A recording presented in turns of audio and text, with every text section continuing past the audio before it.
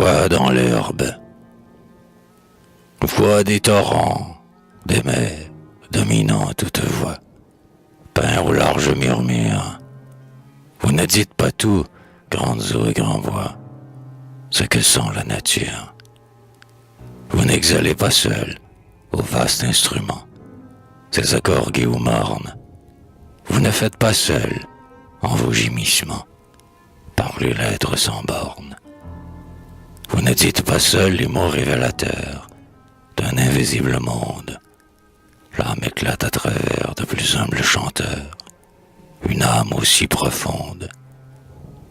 Le filet d'eau caché sous l'herbe, le buisson, la touffe de bruyère, l'épi, le brin de mousse, ont aussi leurs chansons, ont aussi leurs prières.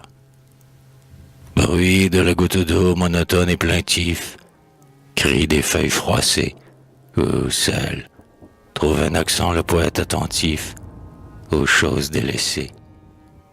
Murmure inaperçu du brin d'herbe odorant, qui tremble à ma fenêtre. Tu sors comme la voix du chêne et du torrent, des entrailles de l'être. Tu parles d'infini, comme sur les sommets, l'orgue des bois immenses, qui commence aussi, sans l'achever jamais, l'accord que tu commences.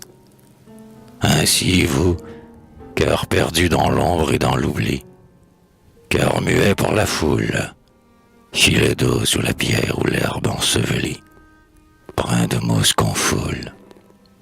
L'harmonie est en vous, l'accord triste ou joyeux, et qui bien vous écoute, distingue avec amour le flot mystérieux qui filtre goutte à goutte.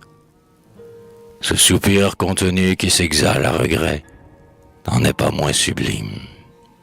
C'est un monde profond autant qu'il est secret que ce murmure exprime. Mais pour l'entendre, il faut, vers l'humble voix penchée, dans un lieu solitaire, comme vers le ruisseau sous ses gazons cachés, s'arrêter et se taire.